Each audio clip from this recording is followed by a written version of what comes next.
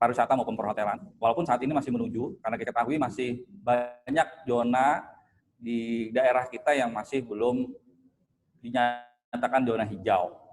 Tetapi ini ada beberapa yang mungkin jadi masukan kami agar nantinya dapat memberikan masukan diskusi ini, kita sama-sama cari bagaimana solusi yang kita lakukan sama-sama. Pertama, yang perlu dan sangat urgent kita sepakati bersama adalah penyusunan dan pembuatan SOP baru, ya, atau biasa disebut mungkin dengan protokol kesehatan ataupun protokol peraturan baru yang khusus untuk bidang pariwisata dan perhotelan. Jadi sekali lagi kami di sini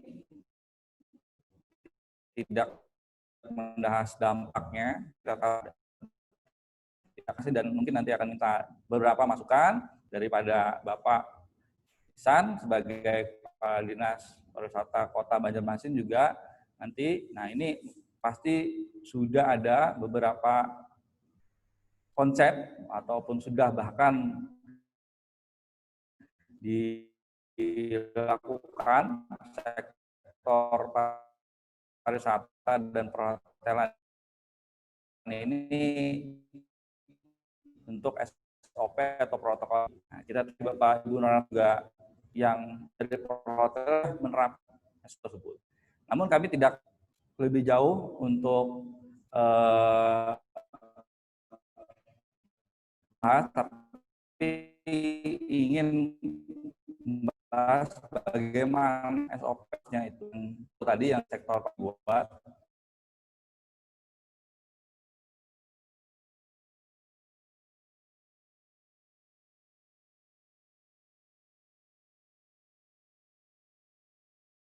Ini sangat perlu tempat kawasan wisata dengan pariwisata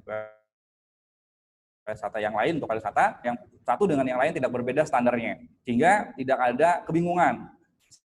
Saya yakin apabila memang SOP ini dijalankan nanti kita dapat kembali bangkit di masa menuju normal COVID-19 ini.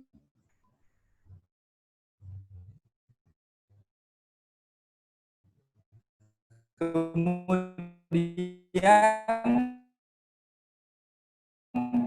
pada masa COVID-19 ini di normal nanti konsumennya perlu pada jaminan keamanan sehingga dengan adanya SOP ini akan sangat menunjang keamanan pada wisatawan baik yang berkunjung ke kawasan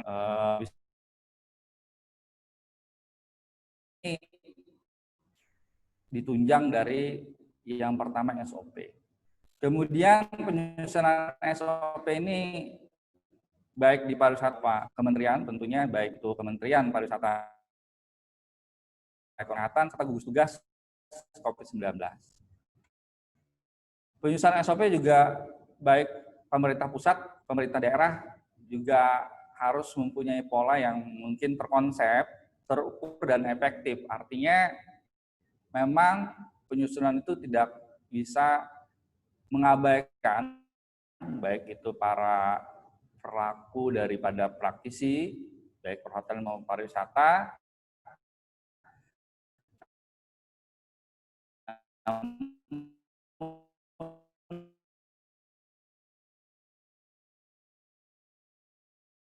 juga dalam terukur di sini bisa dapat nanti di atau efektif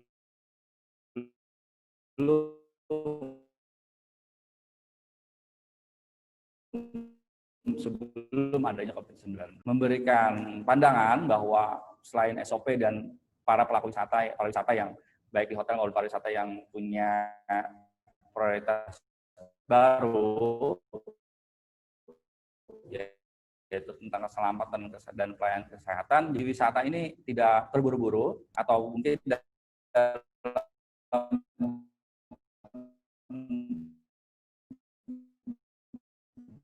untuk sistem klasternya di antara zona-zona yang memang sudah bisa hijau itu bisa tentunya berkoordinasi dengan ini tidak perlu berburu, namun mungkin nyatakan lagi dengan berkolaborasi dinas kesehatan apakah kesiapan destinasi wisata itu bisa dibuka. Tapi pelan-pelan kalau memang itu sudah bisa hijau atau aman atau bisa menetapkan protokoler dengan baik, itu bisa bertahap per slot, per kawasan, per klaster itu dibuka. Selain ada 3 hal tadi, penerapan SOP, kemudian kesadaran pelaku pariwisata yang berprioritas pada kesehatan, kemudian juga tadi ada pembukaan pelan-pelan baik itu hotel maupun pariwisata kawasan yang per klaster. Juga kami yang tidak kalah penting adalah adaptasi di sini. Adaptasi itu merupakan hal yang sangat penting menuju era normal COVID-19. Ya. Seperti yang kita ketahui, adaptasi yang kita sekarang, dulu kita sering mengadakan seminar-seminar, tapi sekarang mau tidak mau kita laksanakan secara online. Atau kita secara yang sederhana, kita tidak bisa memakai masker atau tidak pernah memakai masker dulu. Nah, sekarang adaptasi yang kita lakukan adalah memakai masker. Mungkin ada di antaranya, wah sulit pakai masker, atau misalnya nggak bisa bernapas atau panas. Nah, ini tidak kemudian menjadi hal yang diharuskan, maksud saya diharuskan pada saat COVID-19 ini adaptasi. Begitu juga dengan pariwisata dan perhotelan. Adaptasi yang di sini dimaksud adalah yang pertama tentu harus didukung dengan regulasi tadi ya. Nah, kebiasaan baru. Nah, kebiasaan baru ini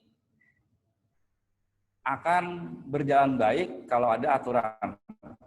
Aturannya ini harus bersifat jelas dan tegas. Nah, maka saya yakin adaptasi ini tidak bisa 1-2 hari berjalan. Seperti kita pakai masker, tadi saya contohkan tidak bisa 1 hari 2 hari langsung bisa terbiasa. Begitu juga misalnya dengan kawasan pariwisata yang harus menerapkan SOP pariwisata yang harus di sana mengurangi jumlah pengunjungnya, ada kapasitas yang dikurangi, pembatasan jumlah, kemudian prioritasnya harus pakai masker, menyediakan hand sanitizer, harus bersih, dan lain-lain. Itu tentu punya suatu proses dan waktu, dan tapi ada harus regulasi atau aturan yang jelas dan tegas, serta ada pengawasan dan pengawalan. Karena seperti kita ketahui, kalau SOP ini hanya dijalankan tanpa ada pengawasan, tanpa ada pengawalan, evaluasi, maka tidak menutup kemungkinan banyak yang melanggar, banyak yang tidak menerapkan, karena di sana ada segi ekonomi, pasti banyak biaya yang dikeluarkan lebih banyak. Kalau misalnya pengusaha bis saja, misalnya, atau pengusaha travel, mungkin dia membatasi jumlah orang yang akan berada di dalam bis atau dalam satu angkutan. Nah, ini tentunya akan berpengaruh. Belum lagi memberikan SOP misalnya dalam bentuk ada pembelian hand sanitizer yang kemudian pendukung masker dan lain-lain. Ini pasti perlu ada biaya yang lebih. Maka harus ada evaluasi, pengawasan, kemudian aturan yang tegas. Sehingga bahkan perlu adanya punishment atau hukuman yang jelas. Apa yang bisa dilakukan kalau misalnya tempat wisata, tempat hotel kita menginap atau wisatawan menginap nanti tidak menerapkan SOP, maka bisa ada hukuman. Apakah ditutup secara bertahap, misalnya maksudnya diskorsing istilahnya kan. Nah, ini harus punishment yang jelas. Nah, kemudian selanjutnya tentu keberlanjutan pariwisata dan perhotelan nanti akan sangat bergantung pada kepercayaan. Nah, apabila tadi kita menerapkan SOP dengan baik, kemudian prioritas pariwisata, pelaku pariwisata ini pada kesehatan dan keamanan, kemudian bisa secara bertahap pelan-pelan di baik hotel, baik pariwisata dibuka, ada jelas aturannya tentang SOP ini dijalankan, tegas, maka akan percaya orang akan berwisata. Maka kalau percaya, ini saya yakin akan bisa menuju era new normal, kembali lagi ke bangkit pariwisata kita. Tapi apabila kepercayaan itu hilang, wah sangat sulit. Misalnya kawasan itu sudah tidak dipercaya lagi, maka susah kita akan membangun kepercayaan kembali untuk orang berkunjung. Nah, ini kepercayaan menjadi satu yang satu. Kemudian pariwisata perhotelan nanti fokusnya pada kualitas seperti yang kita bilang, kita bahas tadi. Kualitas itu kualitas keamanan, kualitas kesehatan. Nanti juga fokusnya ada selective market, artinya mereka benar-benar selektif akan menuju satu kawasan, menuju satu penginapan, itu akan selektif nanti fokusnya. Kemudian pembatasan jumlah. Pembatasan jumlah tentu nanti jadi satu hal yang apabila memang ada vaksin dan lain-lain itu, tapi sementara ini maka 3 hal ini yang menjadi fokusnya para wisatawan untuk berlibur ataupun mendatangi suatu kawasan dan mendatangi suatu hotel ataupun penginapan. Maka dia lebih pada kualitas, lebih selektif nanti fokusnya, kemudian pembatasan jumlah ini mereka berfokus di sana. Kami yakin ini sangat perlu, yaitu penguasaan media virtual atau digital pariwisata, karena kita ketahui bahwa digital pariwisata sekarang orang udah berlomba-lomba nih untuk bisa bagaimana pariwisata itu bisa kembali lagi dengan menggunakan medsos, atau bahkan ada pariwisata virtual. Nah, kalau pariwisata virtual ini memang sangat bagus dan itu juga sebagai penunjang. Nanti orang akan pasti beda antara virtual dengan yang langsung. Dengan ada virtual yang bagus, maka dia akan, oh saya harus ke sana. Nah, maka penguasaan virtual digital pariwisata ini, karena kita tidak bisa lagi kemudian untuk datang face to face misalnya untuk promosi, nah, promosi baik pariwisata, promosi baik perhotelan, tidak bisa lagi datang para marketingnya. Nah, tapi media virtual ini digital pariwisata perlu kita perhatikan. Kemudian di samping itu penguasaan higien dan health ataupun kesehatan dan kebersihan di dalam pariwisata dan perhotelan tentang yang sesuai dengan SOP baru, maka sangat ini dibutuhkan, diharuskan.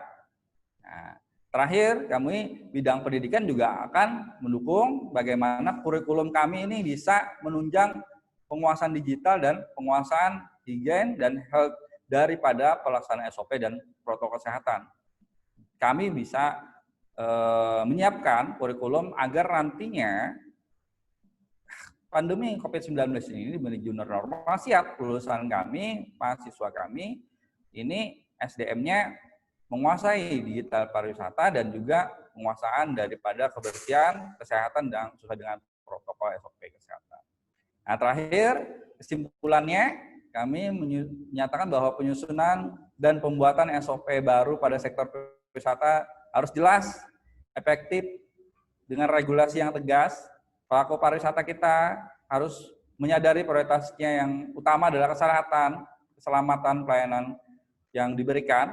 Kemudian kesiapan destinasi tidak terlalu buru-buru, tapi mungkin bisa per sistem di suatu kawasan, tentunya mengkolaborasi dengan Dinas Kesehatan, gugus tugas COVID-19, dan tentunya Dinas Pariwisata.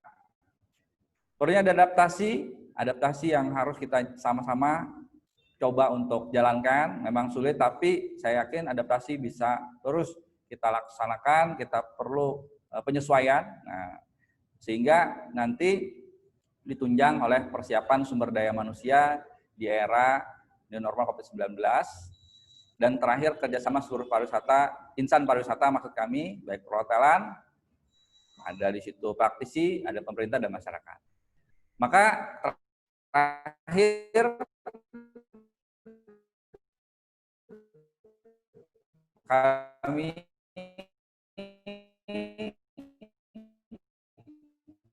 yakin bahwa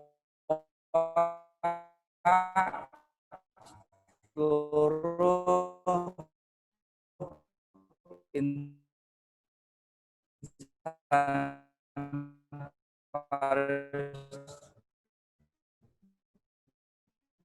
BUMN adanya pandemi 19 ini. Nama dan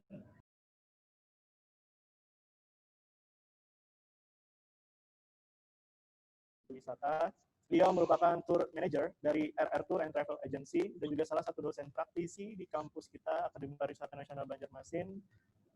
Beliau aktif dalam promosi pariwisata Kalimantan Selatan khususnya. Untuk Bapak Muhammad Rici Rapsanjani, DTM Hons, kami persilakan untuk memberikan materi selama 15 menit. Silakan Pak Rici. Ya, Assalamualaikum warahmatullahi wabarakatuh. Selamat pagi, salam sejahtera untuk kita semua. Om Swastiastu, Namo Buddhaya, salam kebajikan. Di pagi hari ini saya sangat berterima kasih kepada Akademi Pariwisata karena kita pelaku pariwisata diberikan kesempatan untuk istilahnya berbicara banyak tentang pariwisata, tentang pengalaman kita. Dan pertama-tama yang terhormat untuk Bapak Indra Saputra selaku Direktur Akademi Pariwisata Nasional Banjarmasin dan para pemateri Ibu Dewi Setiawati, Ibu Fanggi, dan Bapak Ardiansyah. Dan salam hormat juga untuk dari saya untuk Bapak Kepala Dinas Pariwisata Kota Banjarmasin, Bapak Iksan. Terima kasih karena telah bergabung di webinar kali ini. Saya sharing saja Pak untuk kami pelaku pariwisata ini. Sebenarnya kita sudah melakukan pemberhentian kerja stop di industri pariwisata ini dari pertengahan Maret Pak ya. Kita sudah mulai stop dari mendapatkan turis karena turis sekarang juga tidak mau datang ke Kalimantan Selatan karena pandemi yang saya aja sendiri dapat cancellation lumayan banyak untuk yang inbound ke Kalimantan Selatan, outbound juga beberapa. Pak Rido boleh di-share dikit saya materi saya. Oke, sambil. Jadi kita sudah stop bekerja dari Maret itu sampai ini kurang lebih 4 bulan, Mbak ya. Jadi memang pendapatan kita berbicara tentang dampak itu memang tidak ada habisnya. Cuman bagaimana kita optimis untuk membangun kembali itu pariwisata ini. Istilahnya kalau saya bilang kita tidak mati total, kita hanya hibernasi sebenarnya. Kita ini masa-masa hibernasi, masa-masa warming up, masa-masa kita mencari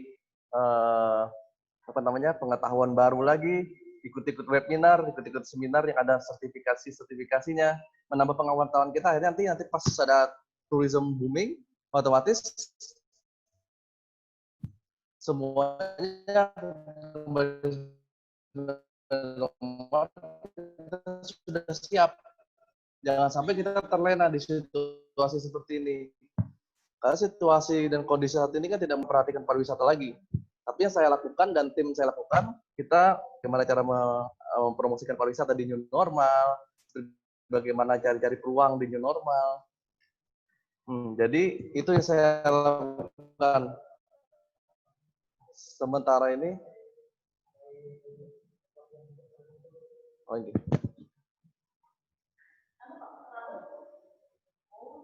sambil menunggu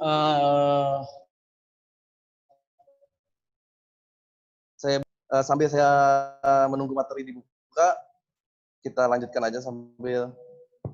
Jadi kalau menurut saya peluang yang ada pada saat new normal ini ya, yang paling banyak itu adalah wisata lokalan. Wisata lokalan itu contohnya seperti wisata-wisata yang di Kalimantan Selatan seperti ke Riam Kanan, wisata ke pantai, di tanah laut. Kemarin Asita nanti Bu Dewi mungkin jelaskan Bu ya tentang Asita mengunjungi kesiapan destinasi tanah laut, terutama destinasi pantainya untuk menghadapi new normal. Jadi dari travel agency sendiri, Asita sendiri sudah siap. Kita ini sudah bersiap-siap menyambut teman-teman dari agent ataupun dari masyarakat pun juga enggan untuk berlibur karena memang kondisi saat ini kan sekarang Kalimantan Selatan juga mendapat predikat zona hitam, ada di Banjarmasin ada zona hitam. Jadi ini yang menjadi kendala untuk kita berbisnis pariwisata. Cuman kita bersabar aja, mungkin sebentar lagi karena pandemi ini kan pandemi 100 tahunan ya. Pas tahun flu Spanyol dulu 1918 itu juga pandemi seperti ini dan itu mengorbankan jutaan orang juga. Namun sekarang sudah hilang flu itu dan semua sektor berjalan dengan normal. Saya yakin juga ini paling beberapa tahun aja, paling 2 tahun, 1 tahun paling cepat sudah kembali lagi. Nah kita harus optimis di situ. Ini untuk teman-teman adik-adik di Akparas juga di jurusan pariwisata sama-sama kita harus harus yakin kita di dunia pariwisata ini kita pasti bisa mencari cari bisnis kita pariwisata ini pasti jalan karena saya hidup juga di pariwisata terus terang. Terus lagi yang saya rasakan peluangnya adalah tiketing. Yang ini yang unik, tiketing. Tiketing pesawat kita kemarin babak belur ya kita dihajar oleh online travel agency yang namanya saya nggak mau nyebut nama online travel agency tapi kita online travel agency kalian tahu pasti online travel agency itu sekarang sudah booming mengalahkan konvensional travel agency. Cuman di saat pandemi ini orang cenderung lebih ke konvensional travel agency yang punya kantor di sini yang menjadi rekan-rekan yang dulu pernah booming lagi sekarang kembali lagi. Jadi banyak orang menghubungi kami travel agent karena satu faktornya adalah proses yang refund yang kami jelaskan secara clear. Kedua adalah persyaratan yang langsung mereka bisa konsultasi secara langsung. Yang ketiga adalah kita dapat merasakan human touch. Human touch itu di service sangat penting karena human touch ini berkenan dengan perasaan manusia ke manusia. Manusia ke manusia itu bagaimana kita menumbuhkan rasa empati. Misalkan orang gagal terbang, bagaimana kita menunjukkan empati kita, merefund bagaimana kita cara menyampaikan sesuatu. Tapi kalau di online travel agency itu tidak didapatkan karena customer service itu berdasarkan jawaban dan skrip dan seperti berbicara sama robot. Tanya besok kita tanya berbeda lagi orang yang ininya. Nah itu yang tidak didapatkan oleh online travel agency. Tapi konvensional seperti kita masih bisa. Jadi sekarang ini yang menjadi tiket pesawat menurut saya ini yang paling mudah. Dan juga untuk peluang lainnya adalah religi. Religi ini seperti kita mencari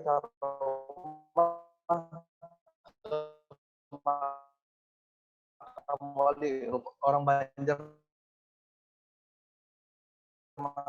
kan terkenal dengan kecil saja, grup kecil ini karena untuk kita harus mematuhi SOP juga dari pemerintah, membantu pemerintah mengurangi tapi tidak mengurangi niat kita untuk berpariwisata. Ya tadi pariwisata, cuman saya bilang ini masih ada pro dan kontra juga pariwisata ini karena ada beberapa orang yang memang niat sekali untuk berwisata, ada beberapa orang yang masih mengurung diri di rumah. Cuman saran baik saya adalah tunggu aja lah dulu sebentar ini beberapa bulan ini kita bagaimana lihatnya apakah grafik nanti naik atau turun kita tidak tahu kan ininya. Sekarang Banjarmasin sudah zona hitam. Jadi saya sarankan untuk tunda dulu berwisata tapi jangan terlena. Maksudnya jangan terlena, kita tetap memikirkan bagaimana ke depan. Kita hanya warming up sekarang. Waktunya untuk kita warming up, jangan terlena kita pariwisata udah mati, jangan berpikir seperti itu. Pariwisata will never die, kata Pak Indro tadi kan. Tourism will never die. Itu yang prinsip saya untuk pariwisata. Saya yakin pariwisata juga akan booming karena pada saat pandemi sudah turun, pariwisata pasti akan naik lagi. Tidak akan mungkin nanti pariwisata tidak ada lagi karena pariwisata ini merupakan kebutuhan sekunder. Walaupun kebutuhan sekunder, namun itu menjadi kebutuhan. Ada umroh juga kebutuhan, liburan, rekreasi itu kan untuk penyegaran jiwa kita juga. Jadi menurut saya untuk teman-teman mahasiswa sekalian, kita sama-sama di dunia pariwisata, kita yakin pasti nanti optimis pariwisata akan bangkit. Jangan takut nanti kalau habis dari pariwisata tidak dapat kerjaan. Tidak. Contoh aja flu Spanyol. Flu Spanyol sudah 100-an tahun berjalan, tetap aja pariwisata berjaya kan. Nah itu yang mau saya tekankan di sini.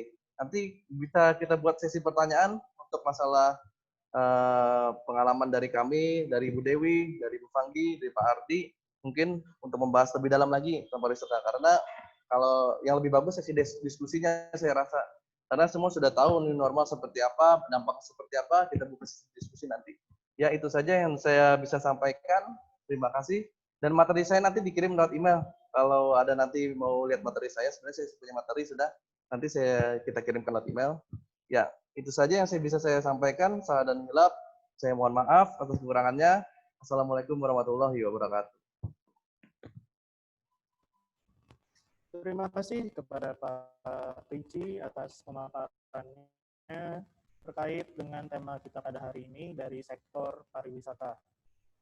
Untuk selanjutnya, pembahasan materi juga akan mengambil dari sudut pandang sektor pariwisata.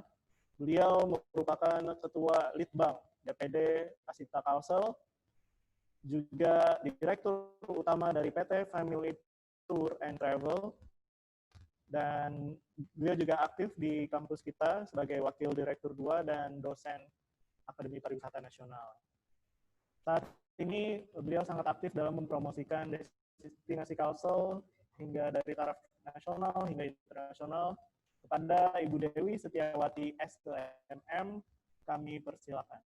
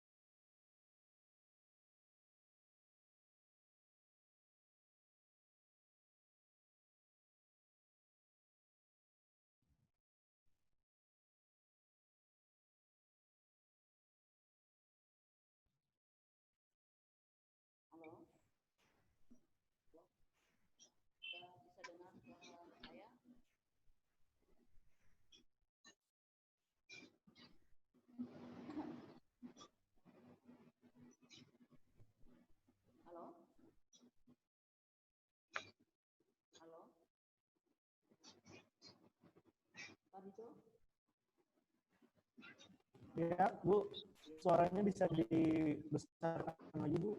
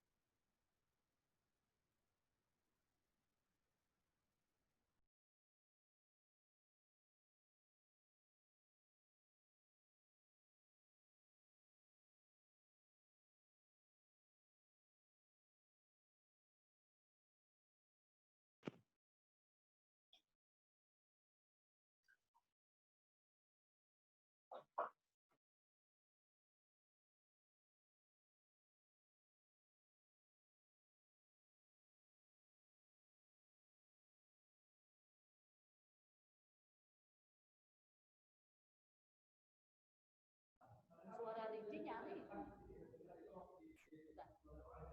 Halo Pak Rido. Halo Pak Rido, bisa dengar suara saya Pak? Kecil, Bu. Masih kecil. Ya. Tapi kedengaran tapi kecil, Bu, volumenya. Bisa dibesarkan lagi. Halo. Ya. Ya, halo. Oke, kedengaran, Bu. Oke, kedengaran. Sip. Halo. Ya, Bu. Kedengaran mana? kedengeran. Oke, selamat pagi semua. Assalamualaikum warahmatullahi wabarakatuh. Salam sejahtera bagi kita semua. Namo Buddhaya, salam kebajikan, Om Swastiastu. Pertama-tama saya ucapkan selamat bergabung dengan kami, yaitu Bapak Kadis Dispar Kota, Pak Iksan, yang selalu aktif untuk memperhatikan mengenai kepariwisataan yang ada khususnya di Kalimantan, di Banjarmasin. Ya, selamat bergabung Pak Iksan. Suatu saat kita pasti gabung nanti Pak. Terima kasih Pak Indra.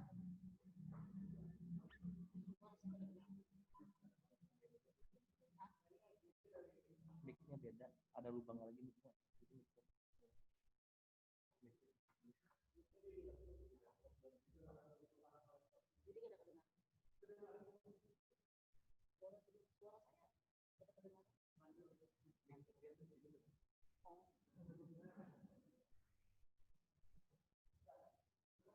Kedengaran juga Pak?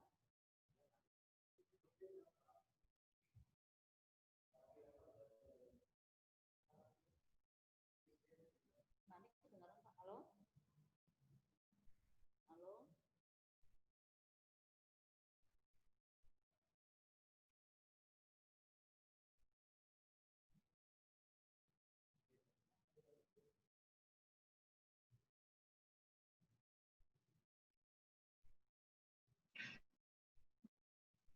Tes, tes, tes. Halo? Kedengaran juga? Kedengeran Bu, coba. Halo? Ya, Oke. Terima kasih lanjut ke ya, karena ada Ibu. trouble nih di internet saya. Selamat bergabung bagi yang sudah masuk di webinar Akarnas Banjarmasin. Saya hanya menambahkan dari narasumber dua tadi, yaitu Pak Indra dan Pak Rizky, mengenai new normal di masa 19 ini. Seperti yang dikatakan tadi bahwa kita sangat berhati-hati untuk membuka pariwisata kita, khususnya Kalimantan Selatan. Nah, khususnya lagi untuk daerah Banjarmasin. Seperti yang dikatakan Pak Riki bahwa di kota Banjarmasin ada dua wilayah yang kena zona merah. Ya, saya ingin menjelaskan melalui materi saya mengenai era normal, di mana pada masa pandemi ini banyak sekali orang sudah tidak sabar lagi untuk beraktivitas normal seperti biasa, dan bahkan orang banyak yang tidak tahan untuk berlibur, ya, menikmati kejenuhan yang sehari-hari di aktivitas yang dilakukan, terutama yang masih di dalam rumah. Nah, ini penerapan ini banyak menimbulkan pro dan kontra, ya, di masa normal. Mana penerapan new normal ini akan segera dilaksanakan, terutama di berbagai daerah. Sebagian sudah dilaksanakan, sebagian lagi masih dalam tahap simulasi. Ya, jadi dengan adanya dibukanya objek wisata, dengan dibukanya pariwisata yang ada di Indonesia ini, otomatis akan mengundang sebagian orang khawatir dan juga sebagian orang optimis. Paling tidak yang optimis ini kita sebagai pelaku pariwisata. Nah, seperti yang dijelaskan Diki tadi, ya, setiap pada saat masa pandemi ini kita sudah melakukan 3H, ya, menutup mulut, menutup hidung, dan menutup jangan sampai kontak mata, karena 3 ini yang menyebabkan virus corona itu mungkin ada dan berkembang di dalam tubuh seseorang. Nah, kita lihat juga otomatis dianjurkan pakai masker, cuci tangan, pakai sabun dengan air yang mengalir. Ini terutama bagi kita pelaku pariwisata yang akan membawa tamu kita di masa-masa pandemi ini. Tapi juga setelah pandemi lakukan ini untuk cuci tangan, tentu yang ini baik untuk kesehatan kita juga. Jangan lupa jaga jarak. Kadang-kadang kita sebagai pelaku pariwisata lupa untuk menjaga jarak ini. Headsetnya didekatkan lagi, Bu. Oke, seperti yang dikatakan Pak Riki, di masa pandemi ini sangat susah Pak Riki ya, bahwa apakah kita bisa melakukan normal untuk objek wisata kita yang ada di Kalimantan Selatan, khususnya di Kota Banjarmasin. Nah, dengan dibukanya pariwisata nantinya, ini akan ada risiko besar. Nah, kenapa saya katakan akan ada risiko besar? Karena yang kita tahu, Pak, yang kita tahu ya, bahwa di Banjarmasin sendiri ada 2 zona hitam, bukan merah lagi, tapi hitam. Nah, di belakang hitam ini adalah zona merah. Jadi Banjarmasin, Kalimantan Selatan benar-benar daerah yang sangat menakutkan bagi orang-orang luar, terutama masyarakat di Kalimantan Tengah. Nah, kita lihat kenapa ada risiko besar jika pariwisata ini akan dibuka kembali. Tempat atau wilayah suatu kasus diperoleh atau import case, itu adalah tempat atau suatu kasus diperoleh adanya COVID-19 seperti zona hitam yang kita ketahui di Kota Banjarmasin. Apabila itu dibuka, maka akan berdampak pada kesehatan. Nah, apabila objek wisata ini dibuka dengan tergesa-gesa, dampak kesehatan juga akan kelihatan, otomatis citra pariwisata itu akan citra pariwisata yang buruk itu akan meningkat dan menyulitkan untuk kita memperbaikinya. Otomatis wisatawan akan takut datang ke Banjarmasin. Nah,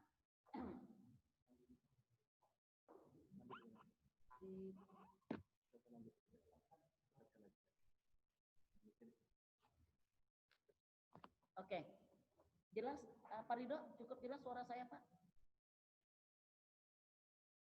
Jelas Pak? Sudah lumayan Bu, sudah lumayan. Oke, lanjut ya. Jadi kita lihat untuk new normal, era new normal ini kita membuka kepariwisataan itu harus sangat berhati-hati. Karena tadi risikonya akan ada risiko yang besar jika pariwisata dibuka kembali. Gimana risikonya? Yaitu dari kesehatan. Kita sudah ada zona merah, zona hitam. Di belakang zona hitam adalah zona merah. Otomatis kita objek wisata di Kalimantan Selatan umumnya dan khususnya Kota Banjarmasin itu harus berpikir jangan tergesa-gesa untuk mengadakan objek wisata kita. Nah, pariwisata Indonesia, tapi kita harus pesimis, harus optimis, karena pemerintah juga tidak bisa berlama-lama membiarkan pariwisata ini ibaratnya mati suri ya, seperti yang dikatakan Pak Riki tadi ya Pak Riki ya. Karena Pak, pariwisata Indonesia kita lihat, saya lupa, imbas dari pandemi COVID-19 ini, kita dikatakan Pak Riki dari bulan Maret ya Pak Riki ya. Dari bulan Maret kita tidak ada kegiatan sama sekali, mati sama sekali. Jadi jangankan tur, tiket pun kita susah. Dari bulan Maret sampai saat ini, mungkin nanti berakhir sampai Desember, ya diperkirakan sampai Desember, tidak ada tur. Nah, sedangkan tiket yang terjual itu hanya orang-orang tertentu saja yang bisa membeli. Dikarenakan apa? Pada saat orang terbang, yang diperlukan itu bukan saja tiket, tapi juga ada peraturan-peraturan yang dari pemerintah yang mungkin saya rasakan sebagai pelaku pariwisata, sebagai penjual tiket, itu adalah persyaratan yang biayanya mahal. Nah, kalau kita lihat di sini, ini akan menjadi apa? Sektor pariwisata menjadi salah satu yang babak belur. Seperti yang kami alami dari travel agent. Kami babak belur. Ya, bukan berarti kami mati. Ya, ibaratnya kami kena stroke lah saat ini dan masih dalam perbaikan. Nah, oleh karena itu saya juga bersyukur di sini hadir kadis kita Pak Iksan, Kepala Dinas Pariwisata Kota. Ya, semua travel agent mati, Pak. Ya, jadi diharapkan apa? Pemerintah akan fokus meningkatkan wisata domestik. Ya, pemerintah akan fokus meningkatkan wisata domestik kalau bisa sampai 70 dan 80%. Nah, caranya gimana? Dengan mendorong wisata in city atau wisata dalam kota. Seperti yang dikatakan Pak Riji, ya. Dan kami benar-benar dari Asita benar-benar berbenah itu. Kita kemarin sudah survei di Tangkisung, apakah objek wisata in city ini bisa berjalan dengan baik atau tidak. Nah, berjalan dengan baik dan apa tidaknya dengan mengikuti protokol kesehatan. Nah, kita lihat apa yang dimaksud dengan wisata city, in city itu. Wisata in city ini diperkirakan dilakukan 1-3 bulan ke depan. Kita lihat, nah wisata in city ini adalah wisata dari daerah, ya daerah tersebut. Misalnya wisata Kalimantan Selatan dibuka, tapi khusus untuk orang Kalimantan Selatan. Atau yang lebih kecil lagi, misalnya daerah Bogor, khusus masyarakat Bogor atau masyarakat yang punya KTP luar tapi berdiam di Bogor. Nah, atau juga nanti dibuka objek wisata Banjarmasin khusus untuk kota Banjarmasin atau KTP luar tapi orang itu sudah berdomisili di Banjarmasin. Nah, ini yang sangat kita harapkan. Kemudian kita tidak perlu pesimis, ya, karena pariwisata Indonesia ini masih bisa bertumbuh meski hanya bergantung pada pangsa pasar domestik. Jadi saat ini yang sangat mendukung dan sangat membantu untuk wisata Indonesia umumnya dan Kalimantan Selatan khususnya itu adalah pangsa pasar kita domestik. Otomatis kalau kita mengharapkan mancanegara mungkin sampai tahun 2001 belum bisa terlaksana. Nah, dikatakan juga wisatawan domestik dinilai optimis dalam melihat wabah pandemi corona ini. Dan walaupun ada wabah corona di Kalimantan Selatan, Banjarmasin zona merah, tapi minat mereka untuk berwisata ini sangat besar, sangat tinggi keinginannya. Contoh, kami dari Asita aja beberapa minggu ini alasannya survei terus. Survei kemana-mana sambil melihat objek wisata yang bisa kita kunjungi dalam masa pandemi. Nah, peluang lain yang membuat sektor wisata dalam negeri tumbuh, ini adalah keinginan untuk berwisata secara aman. Jadi, bagaimanapun juga keinginan kita berwisata di dalam zona merah, kalau kita dari diri kita tidak merasa aman, maka sangat susah kita melakukan wisata kita yang ada di Kalimantan Selatan. Jadi wisata domestik yang mengusung konsep keselamatan dan kesehatan itu akan menjadi selera masyarakat utama, ya, atau referensi. Nah, kemudian saya ada melihat instruksi dari Presiden kita Pak Jokowi bahwa sektor pariwisata itu dapat beroperasi di suatu daerah. Ini yang perlu diperhatikan. Sektor pariwisata dapat beroperasi di suatu daerah apabila potensi penularannya itu tercatat di bawah 1 atau yang disebut dengan RO. Dan yang kedua, setelah adanya kebijakan pemerintah seperti PSBB yang sudah kita lakukan, itu tetap di bawah 1 juga, baru operasi pariwisata di daerah itu bisa dijalankan. Dan juga untuk menyiapkan protokol keselamatan kesehatan untuk menghadapi era new normal, maka pelaku pariwisata harus mempersiapkan yang namanya 7 protokol keselamatan dan kesehatan di masa new normal COVID-19 ini. Misalnya apa? 7 protokol keselamatan kesehatan itu. Semua pelaku pariwisata, semua objek wisata yang menyiapkan pariwisata yang ada di Kalimantan Selatan dan khususnya Banjarmasin, pertama harus bisa memodifikasi cara kerja. Kalau cara kerja yang dulu mungkin dianggap sangat membahayakan pada saat COVID ini harus dimodifikasi. Misalnya, kita sebagai guide atau sebagai pelaku pariwisata harus merubah cara kerja kita. Yang tadinya tidak pernah menyiapkan, misalnya membawa hand sanitizer atau membawa sarung tangan atau membawa masker, nah ini bisa dirubah cara kerjanya. Kemudian penerapan atau tindakan perilaku minim sentuhan.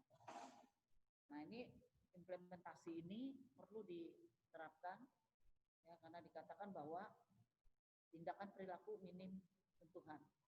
Kemudian yang ketiga adalah sanitasi yang harus diperbaiki dengan menyesuaikan protokol kesehatan. Ini sangat perlu. Jadi ada 7 protokol keselamatan dan kesehatan. Yang ketiga adalah sanitasi. Nah, misalnya, nih biasanya orang berwisata yang dicari utama adalah toilet. Nah, di dalam toilet yang tadinya tidak disediakan tisu, yang tadinya klosetnya basah, itu harus ada orang ekstra yang menjaga di toilet tersebut agar toilet itu bersih dan juga tidak antri terlalu banyak di depan toilet. Nah, kemudian yang keempat adalah para pelaku pariwisata perlu menjalankan pemeriksaan kesehatan. Jadi saya sebagai pelaku pariwisata, saya harus memeriksakan diri saya sebelum saya membawa tamu untuk berwisata. Saya harus sehat dulu. Pemeriksaan saya harus lengkap. Nah, kemudian yang kelima, para pelaku pariwisata perlu juga melakukan rapid test yang biayanya tidak terlalu mahal. Nah, sekarang ini pemerintah lagi memberikan usulan-usulan supaya rapid test itu tidak mahal. Mungkin kita tahu semua bahwa rapid test sekarang ada harganya sampai 350. Lion Air sudah menurunkan harga 95.000 sudah termasuk tiket. Itu kalau kita beli tiket. Tapi untuk rapid test sendiri, ini kalau bisa dimintakan supaya semua para pelaku pariwisata itu bisa merapid test diri mereka. Nah, kemudian yang 6, perlu dilakukan juga agar pekerja mereka, itu baik tour leader, guide, karyawan, bebas dari COVID-19. Dan yang ketujuh adalah perlu menerapkan praktek baru untuk akomodasi makanan dan minuman bagi keamanan wisatawan. Nah, yang ketujuh ini biasanya dilakukan oleh guide dan pelaku pariwisata agar wisatawan yang dibawanya ini pada saat makan, pada saat minum, itu benar-benar aman dan bebas dari hal-hal yang tidak diinginkan oleh mereka. Jadi untuk akomodasi makanan, juga hotel, ya perlu kita perhatikan benar-benar. Nah, jadi untuk new normal ini, sebelum kita membuka new normal, yang perlu kita perhatikan benar-benar adalah walaupun kita berada di zona hitam, di zona merah, kita perlu benar-benar menyiapkan apakah pariwisata kita ini bisa atau layak tidak kita buka untuk wisatawan. Paling tidak untuk wisatawan lokal dulu, domestik dulu. Nah, kalau tidak domestik, kita cari wisatawan lokal. Wisatawan lokal ini masyarakat yang berada di lingkungan di mana objek wisata itu dibuka. Nah, mungkin nanti tanya jawab ya bisa kita lanjutkan. Habis, ya, demikian penjelasan dari saya. Siapa yang ingin bertanya, dipersilakan. Terima kasih. Salam sejahtera. Nah, jaga kesehatan dan sukses untuk pariwisata kita. Assalamualaikum warahmatullahi wabarakatuh. Baik. Terima kasih kepada pemateri kedua, Ibu Dewi Setiawati, SNM, yang sudah panjang lebar menjelaskan tentang sudut pandang beliau di masa new normal ini, sampai ke protokol juga dijelaskan beliau tadi. Nah, pemberitahuan untuk semua hadirin, kita akan membagikan link daftar hadir, yang mana itu akan sekaligus sertifikat yang akan kalian dapatkan melalui via email. Nanti tim kami akan membagikan linknya melalui Zoom group chat. Jadi kalian persiapkan. Sebentar.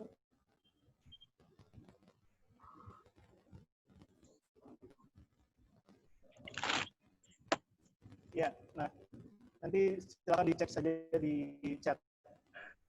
Untuk yang ketiga, pemateri kita akan memberikan materi dari sudut pandang sektor perhotelan. Beliau selain dosen Akademi Pariwisata Nasional, juga adalah Director of Sales and Marketing di Best Western Kindai Hotel. Kemudian beliau juga adalah bagian dari bidang promosi dan investasi BPT PHRI Banjarmasin. Kepada Ibu Fanggi Sumako PhD, kami persilakan. Terima kasih Pak Rido. Selamat pagi. Yang terhormat kepada Kepala Dinas Pariwisata Kota Banjarmasin, Pak Isan. Selamat pagi Pak. Direktur Akparnas, Bapak Indra Saputra, rekan-rekan pemateri dan juga partisipan webinar ini. Terima kasih untuk kesempatan yang diberikan. Pada pagi ini, sesuai topik ya, persiapan sektor perhotelan di era new normal COVID-19. Jadi pagi ini sebelum saya mulai sharing, saya minta tolong Pak Rido boleh diputarkan videonya Pak, video singkat.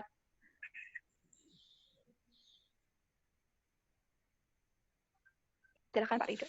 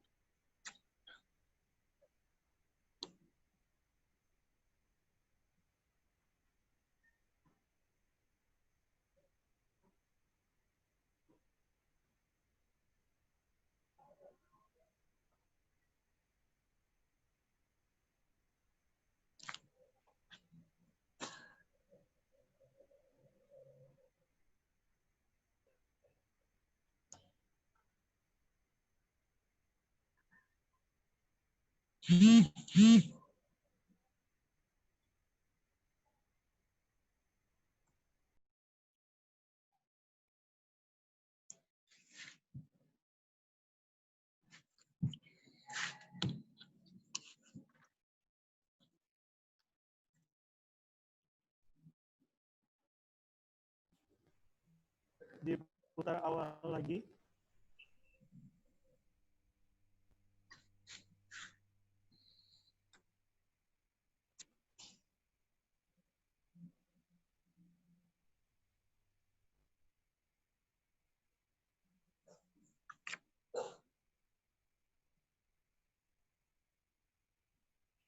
Bagaimana Pak Rido? Apakah ada masalah jaringan?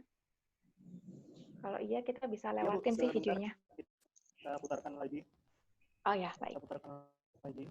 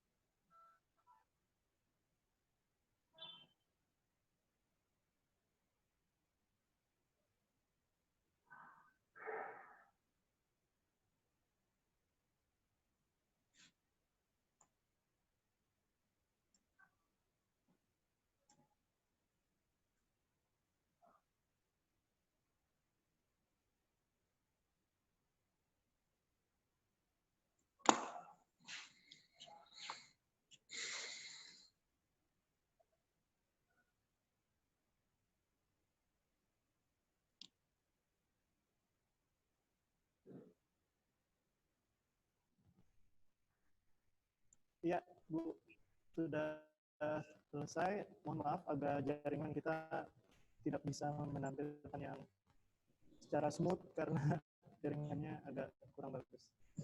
Oke, baik, terima kasih Pak Rido. Kita lanjut aja. Ya, jadi untuk sesi saya tidak banyak untuk sharing tentang teori pelaksanaan new normal nanti di perhotelan. Itu nanti akan lebih dibahas oleh rekan saya, Bapak Ardi, di sesi berikutnya. Untuk sesi saya akan lebih banyak membahas tentang dari sisi marketing ya, dari sisi marketing. Jadi di sini khususnya tentang perubahan dari customer behavior atau tingkah laku dari customer kita. Karena kalau kita bicara industri kita sendiri, untuk saya mewakili perhotelan, tentu saja semua jasa dan produk yang kita tawarkan itu kembali harus bisa memenuhi apa yang diperlukan oleh customer kita, baru kita produknya baru bisa laku ya dijual. Jadi di sini saya ingin sharing ada 7 hal yang paling mendasar yang berubah dari era sebelum pre-COVID dan post-COVID, atau yang mungkin kita bilang kita sedang menyongsong yang namanya new normal. Jadi istilah new normal ini kan sudah mungkin sangat sangat santer kita semua dengar ya kan.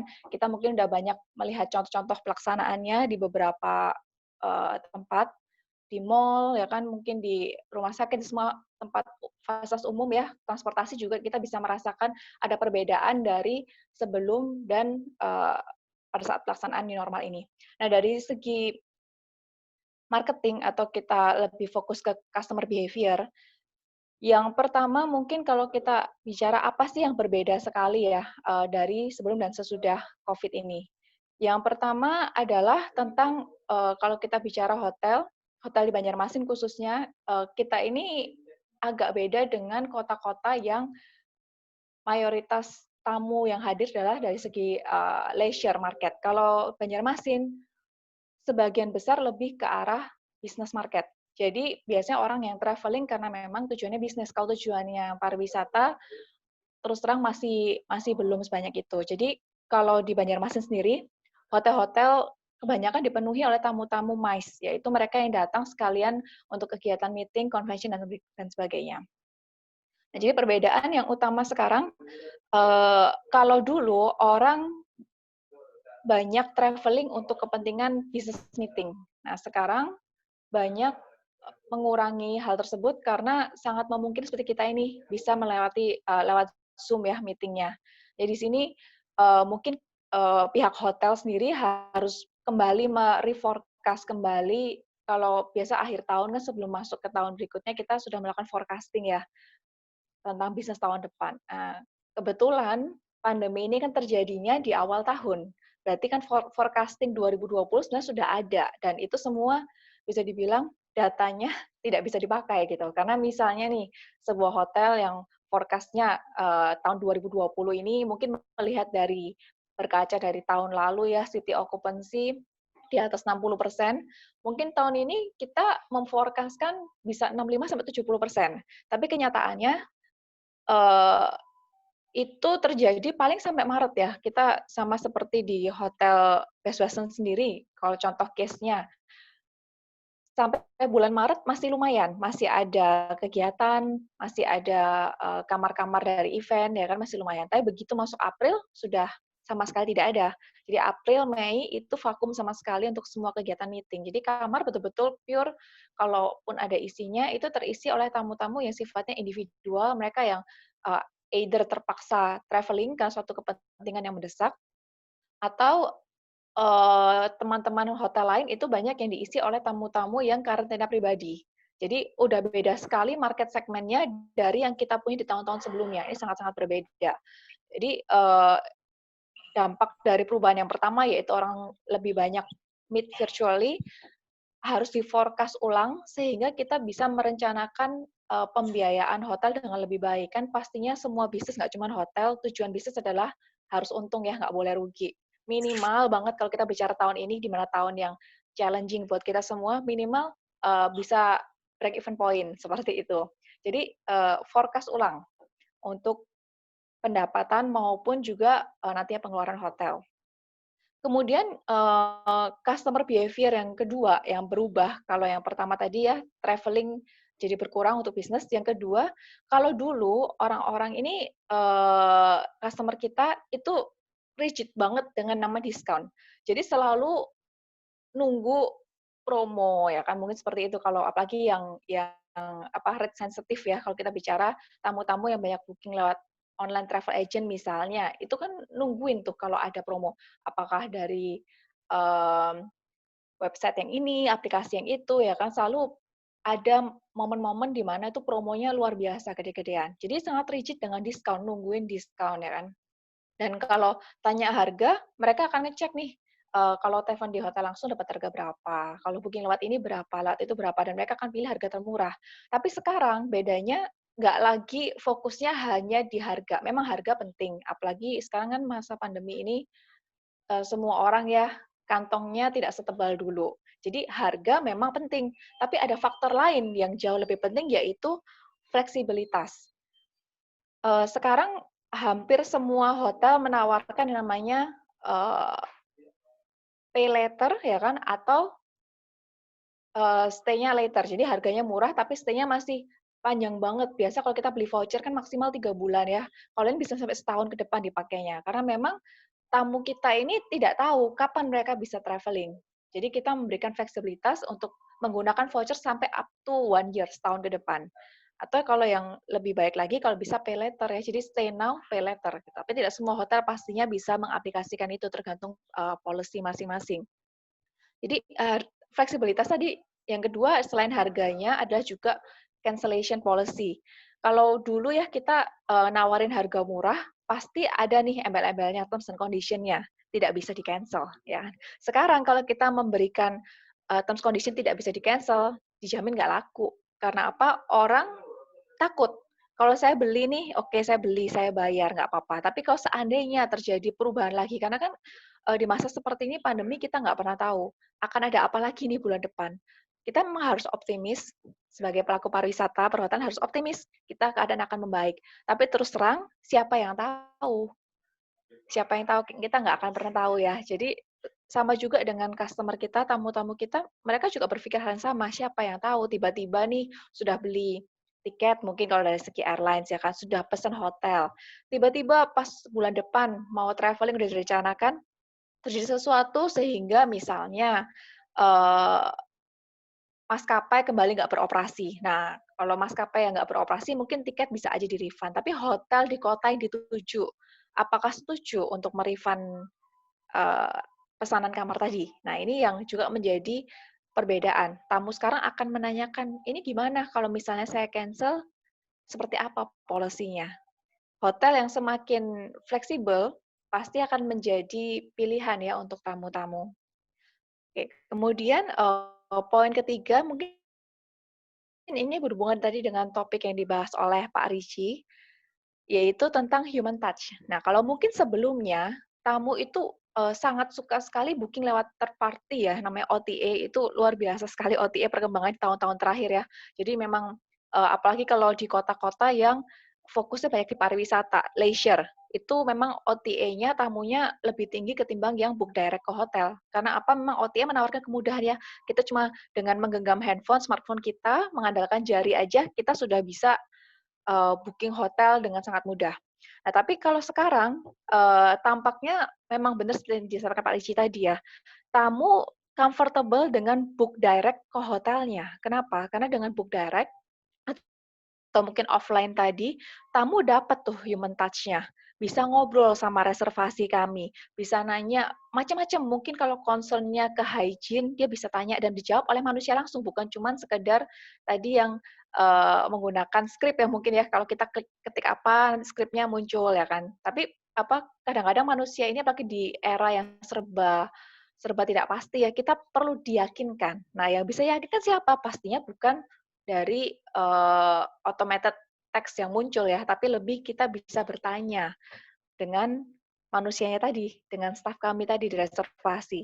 Jadi ini memang penting sekali mungkin untuk usaha-usaha yang selama ini berat banget di e-commerce ya kan, perlu menyediakan mungkin tombol untuk chat dengan customer service-nya atau apa, sehingga lebih meyakinkan untuk customer atau calon pembeli tadi, tentang produk-produk yang kita jual gitu dan jasa kita. Oke, untuk, perbedaan yang keempat lagi, nah ini juga penting. Kalau dulu orang traveling itu banyak yang suka longer trip. Kenapa? Sekalian. Misalnya kalau kita bicara trip yang agak jauh ya, Europe. Jarang banget sih kalau orang pergi cuma ke Jerman 2 hari balik lagi ke Indonesia, kan nggak gitu ya, karena tiketnya kan mahal. Jadi biasanya orang suka longer trip, mungkin 10 hari, 1 minggu atau 2 minggu kalau perlu ya kan, keliling Eropa sekalian. Sekalian, karena tiketnya kan sudah sekalian ke sana, ngurus visanya sekalian.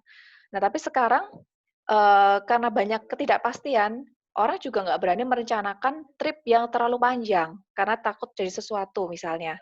Jadi, perbedaan yang berikutnya, yang keempat ini, orang akan lebih merencanakan trip yang lebih pendek, shorter trip, dan juga kalau perlu shorter distance, karena dianggap kalau jaraknya lebih dekat, kalau terjadi sesuatu nih, misalnya sakit, kita pergi ke luar negeri atau keluar kota kita sakit, untuk kita dipulangkan balik ke kota atau negara asal kita, itu tidak terlalu susah ya. Misalnya kalau contoh, kalau dekat kemana sih? Indonesia, mungkin kita bicara negara tetangga, Singapura, Malaysia, itu kan masih dekat ya. Kalau kita perjalanan dengan pesawat ke Jakarta, kan mungkin sekitar 2 jam aja. Beda dengan kalau kita pergi ke Eropa misalnya, atau Amerika yang jauh sekali.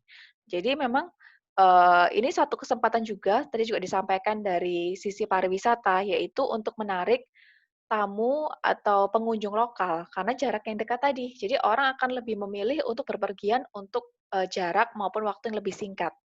Jadi, kita bisa mengembangkan paket-paket yang lebih menarik untuk, tamu atau turis lokal. Kemudian perbedaan yang kelima, dulu orang suka booking jauh-jauh hari, karena selalu punya anggapan booking jauh-jauh hari harganya bisa lebih murah dibanding kita bookingnya mepet. Jadi, in advance banget ya planning-nya. Mungkin kalau mau pergi itu bisa sebulan sebelumnya udah booking hotel. Kalau perlu nih, kalau perjalanan jauh ya kan, misalnya ada airlines tertentu seperti contoh, maaf sebut merek, AirAsia, itu kan sering dia ada promo ya kan, tapi, booking-nya mungkin tuh tahun depan. Nah, orang dulu suka banget membeli tiket-tiket yang promo seperti itu, ya. Tapi sekarang ternyata sangat berbeda. Sekarang, orang lebih prefer untuk booking yang last minute atau, ini dampaknya apa sih ke perhotelan? Ini akan jadi namanya shorter lead time atau yang dimaksud adalah kita akan melihat booking ini masuk mepet-mepet banget. Kalau dulu kami bisa melakukan forecasting, misalnya dalam bulan ini, sebulan ke depan, kira-kira, okupansi hotel seperti apa sih?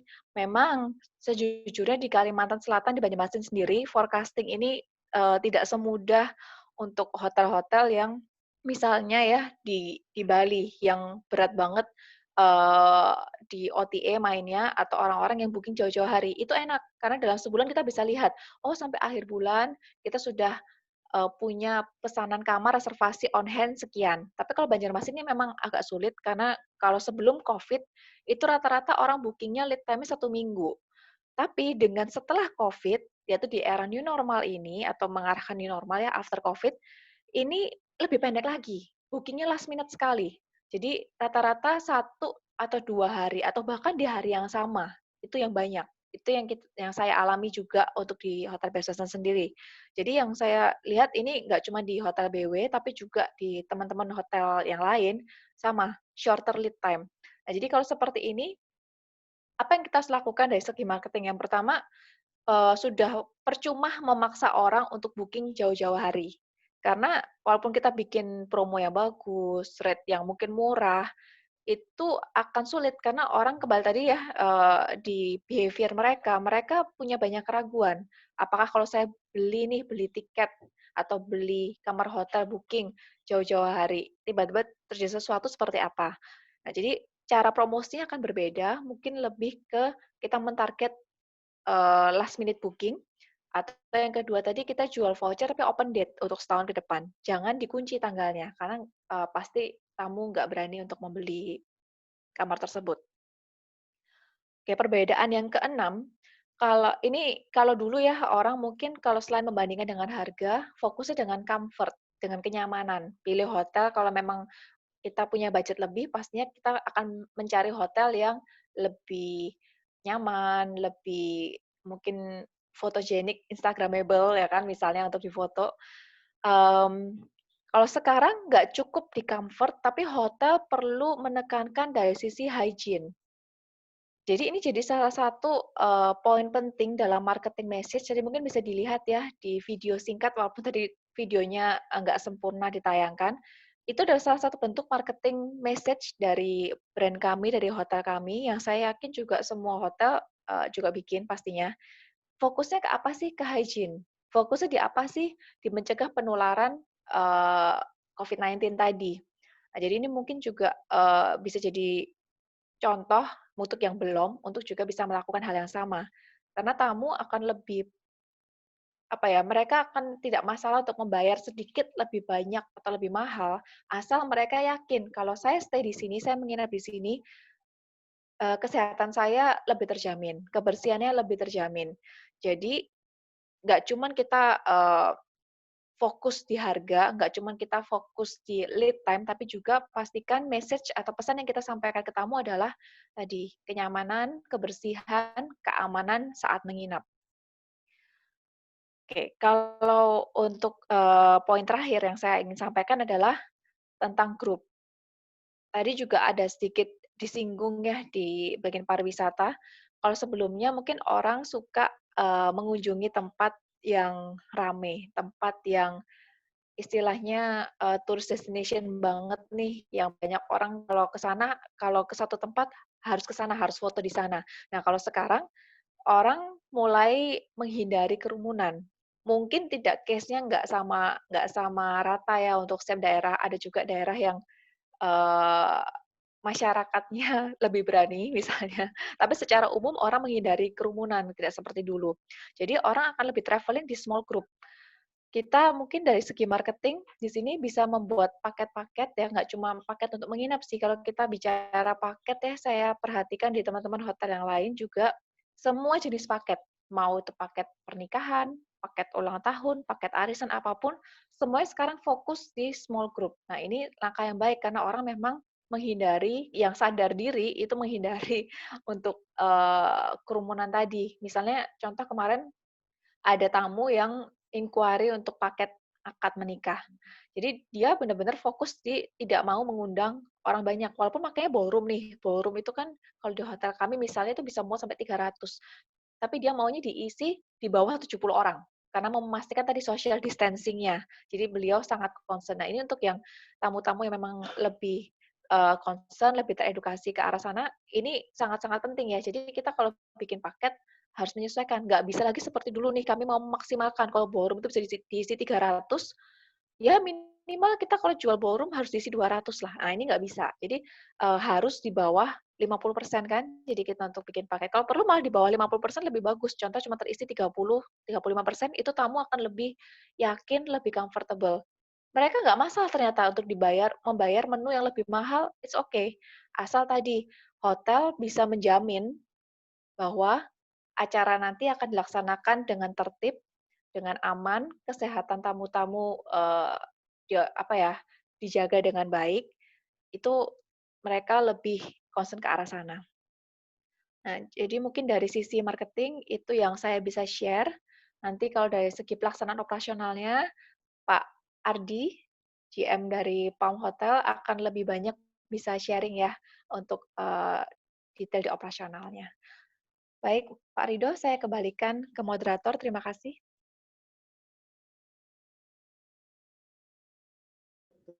Terima kasih kepada Ibu Fandi Sumato PhD yang sudah panjang lebar menjelaskan tentang dampak dari COVID dan juga di era new normal ini dari segi marketing tadi Bu ya.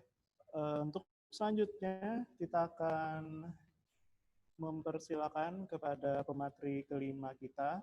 Beliau adalah GM, General Manager dari Palm Hotel Banjarmasin, dan juga aktif di Bersih dan Hukum Kelembagaan BPC PHRI Banjarmasin, dan tentu saja beliau adalah dosen Akademi Pariwisata Nasional Banjarmasin di jurusan perhotelan. Kepada Bapak Ardiansyah SE, kami persilakan. Oke, terima kasih Farido. Selamat pagi.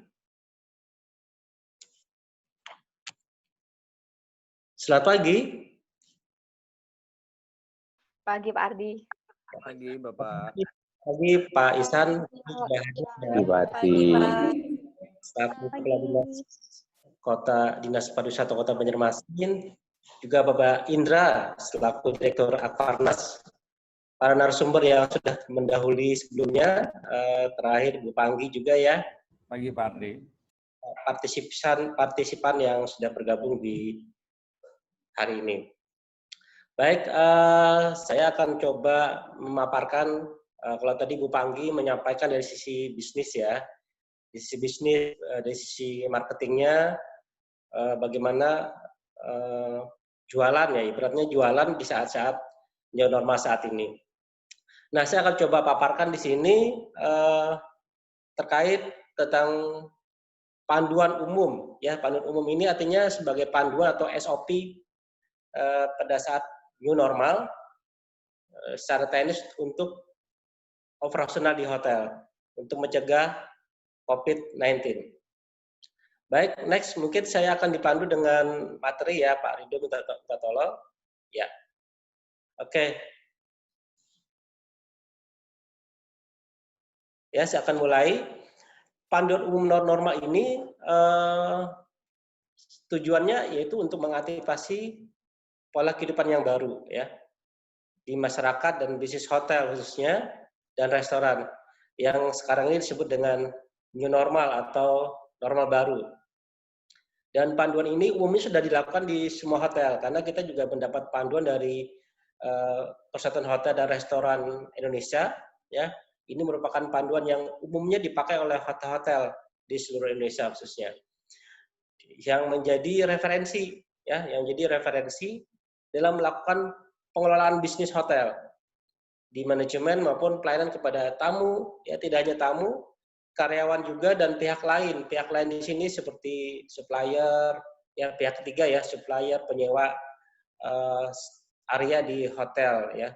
Nah, sehingga ini menjadi acuan bagi para hotel ya, para manajemen khususnya dalam mengelola hotel di saat-saat new normal saat ini. Next, Pak Rido.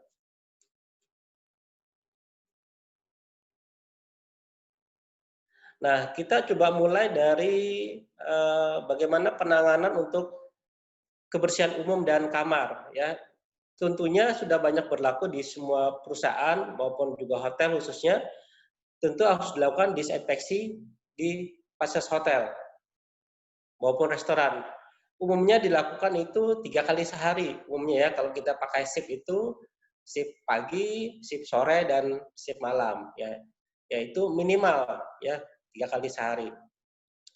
Apa saja yang dibersihkan untuk fasilitas umum? Tentunya hal-hal yang sering berkaitan dengan aktivitas sehari-hari, terutama yang terkait dengan penggunaan oleh tamu-tamu. Ya, di sini bisa kita lihat adalah pegangan pintu, tangga, tombol lift, serta pintu toilet. Ya, ini yang memang sering kali digunakan tidak hanya tamu, ya, tapi orang-orang luar juga yang berkunjung ke hotel. Kedua adalah dilakukan juga desinfeksi dan pembersihan kamar tamu. Itu harus diterapkan sesuai prosedur standar kebersihan sesuai jadwal hotel yang buat. Biasanya tentunya kalau di hotel kamar dibersihkan kan pada saat tamu check out ya, atau program-program pembersihan kamar-kamar yang kosong ya, itu harus rutin dilakukan untuk mencegah COVID-19. Tentu karyawan yang bertugas ini harus dilengkapi dengan pelindung diri. Kalau pelindung diri sudah tentu kita sudah laksanakan semua, seperti masker dan cairan disinfektan pada saat melakukan pekerjaan. Tentu banyak lagi dengan sarung tangan, ya. Dan sekarang juga menggunakan face shield ya. Nah, itu juga yang harus menjadi standar dalam melakukan tugas kebersihan di area hotel. Next, Farido.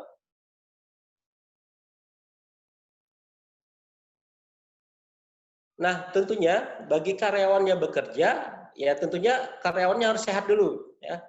Kalau karyawannya tidak sehat, tentu tidak diperbolehkan untuk melakukan aktivitas pekerjaan. Jadi memang pada saat karyawan bekerja, tentunya melakukan prosedur yang umumnya pasti dilakukan oleh semua perusahaan ataupun hotel, ya. Tentunya dilakukan pengukuran suhu tubuh dulu, ya. Pengukuran suhu tubuh itu standarnya adalah tidak boleh di atas 37,3 derajat Celcius. Nah, kadang-kadang kan kita mungkin dari luar cuaca panas ya, nah, sehingga ketika ditemukan di atas 37,3 derajat Celcius, maka dilakukan pemeriksaan ulang yang kedua kalinya, itu jarak sekitar 5 menit. Nah, ketika pada saat 5 menit kemudian dilakukan pengukuran suhu tubuh, ternyata masih di atas 37,3 derajat Celcius, tentu tidak diperkenankan untuk bekerja, kecuali dinyatakan ada dari hasil rapid test memang non-reaktif ya, COVID-19. Dan itu juga masih berlaku masa rapid testnya. Nah, kemudian karyawan juga tentunya diwajibkan menggunakan alat pelindung diri tambahan. Nah, ini sudah berlaku pasti di semua hotel, dan ini memang wajib digunakan oleh karyawan dalam melaksanakan tugas dalam bekerja. Untuk menghindari hal-hal yang tidak diinginkan, ya tentunya ini menjadi kewajiban yang menjadi standar protokol kesehatan yang wajib dilaksanakan oleh semua hotel khususnya.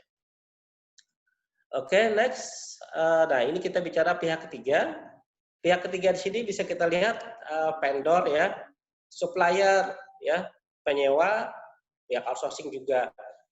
Tentu semua pihak ketiga yang masuk area hotel dan restoran seperti supplier misalnya melakukan pengiriman barang.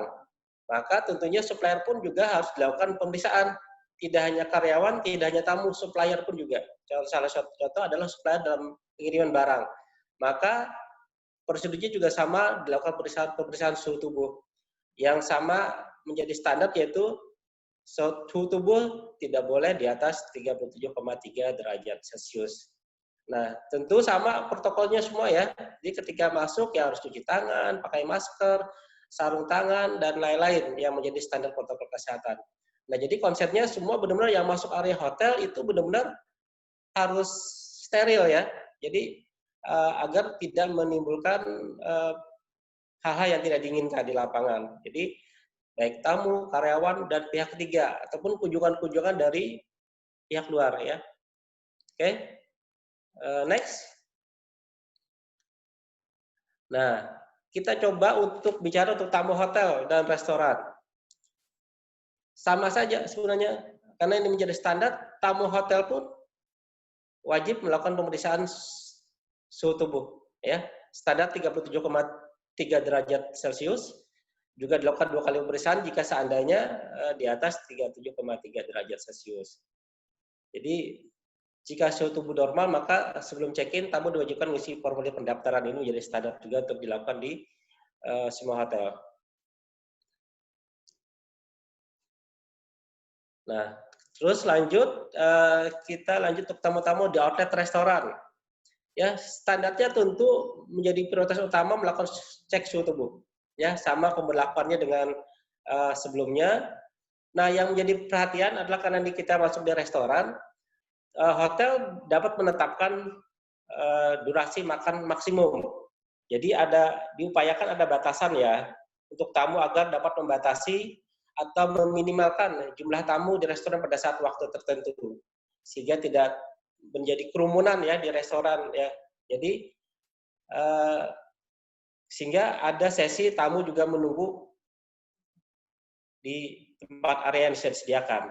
Jadi memang dibikin, kalau standarnya dibikin menjadi standar antrian ya misalnya ya, agar jumlah tamu yang di restoran tidak bergumul, tidak banyak, sehingga perlu dibatasi sehingga setelah ada batas waktu tamu yang menunggu pun dapat masuk ke area restoran. Tentunya kapasitas restoran disesuaikan dengan jarak aman ya, minimal 1 meter antara tamu ke tamu. Nah, setiap restoran dapat menyediakan masker. Jika seandainya tamu lupa nih bawa masker, ya, tamu lupa bawa masker, maka hotel dapat menjual atau diberikan secara cuma-cuma. Itu tergantung kebijakan hotel. Karena menjaga hal yang tidak diinginkan, dan itu sudah menjadi standar. Ya, di restoran pun juga, next ya, di restoran juga tidak hanya standar kepada tamu, tapi kita juga melakukan antisipasi terhadap buku-buku menu dan makanan di situ ya, buku-buku makanan dan minuman usahakan terbuat dari bahan yang mudah dibersihkan atau didesinfektan setiap kali setelah digunakan agar diyakinkan benar-benar buku menu itu steril ya, setelah dibersihkan didesinfektan steril dari pegangan tangan ya, khususnya tamu ketika memesan makanan. Juga bisa dalam bentuk tablet. Nah, tablet yang bisa dipakai oleh tamu pada saat melihat menu, maka setiap kali setelah digunakan juga harus dibersihkan. Nah, restoran tentu tadi saya sampaikan, setidaknya ketika kalau memang restoran itu memang full, ya gunakanlah sistem antrian. Jika memungkinkan juga menunggu, ada tempat area untuk menunggu. Bila mana ada tamu yang harus antri. Ya, nah itu adalah di restoran. Kemudian untuk pas hotel dan restoran juga kita bicara lagi di sini next untuk kamar ya. Untuk kamar tentu menjadi standar kebersihannya adalah dilakukan desinfeksi sebelum dan sesudah digunakan tamu. Ya, karena di kamar ini kan hari-harinya tamu kan di kamar ya setelah check-in itu, maka ini menjadi concern banget buat orang-orang housekeeping tentunya untuk membersihkan di area kamar tamu, meliputi pegangan pintu, meja, kursi, telepon, kulkas, remote TV, AC, keran kamar mandi, dan yang sering disentuh oleh tamu. Nah, ini harus menjadi concern banget bagi petugas kebersihan agar menghindari hal-hal yang tidak diinginkan tadi terkait dengan COVID-19. Nah, pastikan di kamar itu mengganti sarung bantal, spray hingga selimut dengan yang telah dicuci. Itu wajib setelah tamu check out harus diganti semua. Ya. Ini menghindari hal yang tidak diinginkan. Nah, jika bisa disediakan hand sanitizer di meja kamar tamu, atau kalau memang sudah di hotel itu tersedia cepat cuci tangan, ya di tempat cuci tangan. Ya, jadi pilihan bisa menggunakan hand sanitizer di meja, atau kalau mau duanya juga malah bagus ya. Hand sanitizer disediakan dan juga tempat cuci tangan. Nah, kita lanjut di ruang makan dan restoran. Nah, ini kita kalau bicara ruang makan dan resto, tentu mewajibkan setiap orang akan masuk resto mencuci tangan dulu. Ya, itu sudah standar dimanapun, harus cuci tangan dengan air yang mengalir. Pengaturan jarak antar kursi minimal 1 meter dan tidak saling berhadapan. Nah, ini sudah berjalan semua hotel. Dalam hal tidak dapat diterapkan pengaturan jarak, dapat dilakukan upaya rekayasa teknis lainnya seperti pemasangan partisi antar tamu berhadapan di atas meja makan. Jadi di meja makan itu bisa ditaruh adalah partisi sehingga bisa menjaga sisi udara ya. Ketika bicara itu tidak langsung mengembuskan nafas atau udaranya ke depan tamu. Nah, tentu juga mewajibkan kepada semua penjamah pangan ya di sini atau pekerja yang kontak langsung dengan pangan untuk menggunakan alat pelindung diri seperti penutup kepala, sarung tangan, celemek, dan masker. Nah, ini wajib bagi semua penjamah pakan. Sarung tangan harus segera diganti setelah memegang barang selain makanan. Nah, ini memang menjadi kewajiban untuk benar-benar menjaga dalam penerapan new normal. Kemudian apabila menerapkan di hotel itu menerapkan sistem prasmanan, ya kadang kalau prasmanan itu artinya menu ditampilkan di meja semua ya, mengambil makanan lidah. Ini benar-benar diwajibkan menempatkan petugas pelayan hotel. Jadi petugas pelayan hotel harus standby di situ ya pada stall yang disediakan dengan menggunakan masker serta sarung tangan. Jadi petugas hotelnya yang standby harus menggunakan masker dan sarung tangan dan melayani tamu yang sedang mengambil makanan. Jadi tamu tinggal siap disajikan, disiapkan dan dilayani dalam mengambil makanan oleh petugas dan tentu tetap dengan menjaga jarak minimal 1 meter. Nah, ini umumnya sudah dilakukan di beberapa hotel karena SOP ini sudah berlaku di Indonesia ya, khususnya hotel-hotel yang sudah menggunakan standar SOP yang ditetapkan oleh PHRI. Nah, lanjut kita coba bicara di ruang pertemuan. Nah, ini ruang pertemuan atau ruang acara. Next, Pak Rido. Nah, Ruang pertemuan ada ruang meeting atau kita sebut dengan seperti ballroom ya, ruang meeting. Nah ini benar-benar tentu seperti Ibu Panggi bilang, tentu kapasitas tidak bisa full ya.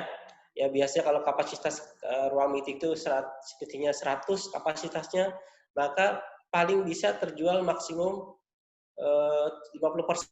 Ya amamnya tadi mungkin di 30% ya. Karena tentu sudah melakukan pengaturan jarak 1 meter antar tamu dengan karyawan. Ya, antar tamu khususnya juga di meja. Jika biasanya kalau satu table itu bisa di satu table ya, bisa untuk 3 kursi ya, dengan kondisi seperti ini dengan new normal kita bisa tempatkan satu table, satu kursi. Ya, tentu akan berkurang sekali tentunya dengan maksimum kapasitas yang seharusnya bisa kita gunakan. Tapi karena kondisinya seperti ini, otomatis kita juga mesti menjaga agar meeting itu juga semua tamunya nyaman ya, tidak berpikiran was-was ketika melaksanakan acara meeting. Nah, tentu tadi sekali lagi melakukan jarak 1 meter.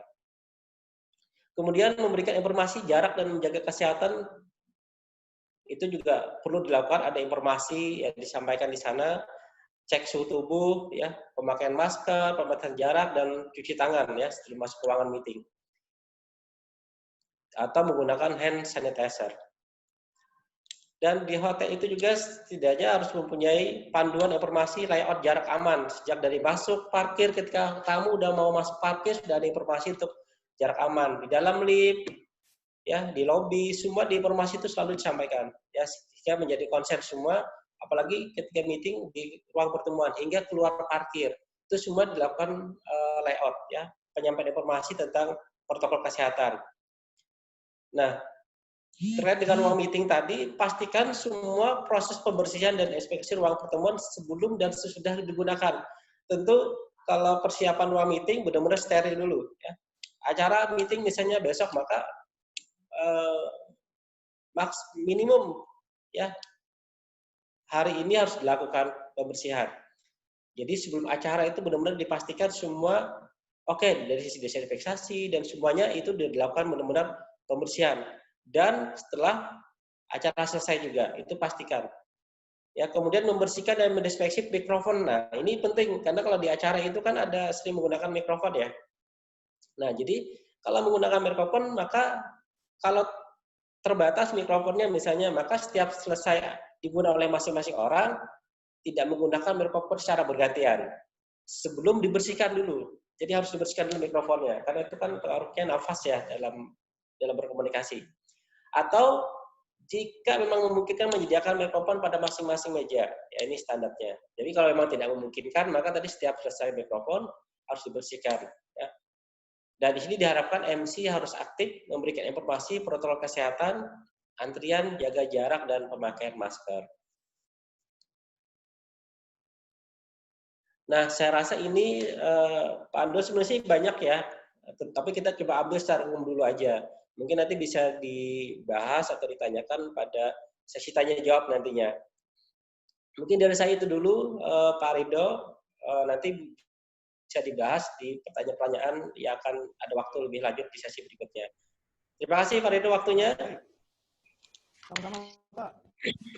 Terima kasih sekali lagi kepada Bapak Ardiansyah yang mana sudah menjelaskan panjang lebar juga terkait dengan persiapan dan usaha dari sektor perhotelan dalam menghadapi era new normal COVID-19 ini. Perlu diberitahukan lagi kepada para hadirin sekalian bahwa silakan untuk mengisi daftar hadir yang juga akan menjadi sertifikat nantinya. Link yang benar itu adalah yang paling terakhir diberikan tadi. Terima kasih. Baik, selanjutnya tidak afdol rasanya apabila kita tidak mendengarkan sepatah dua patah kata dari Bapak Dr. Andes Muhammad Ihsan Al-Haq, MSI, sebagai Kepala Dinas Kebudayaan dan Pariwisata Kota Banjarmasin. Beliau juga aktif sebagai dosen di kampus kita, Akademi Pariwisata Nasional. Gambarnya mana? Beliau sangat concern di bidang pariwisata dan juga pendidikan. Kepada Bapak Ihsan, waktu kami berikan 10-15 menit. Silakan Pak.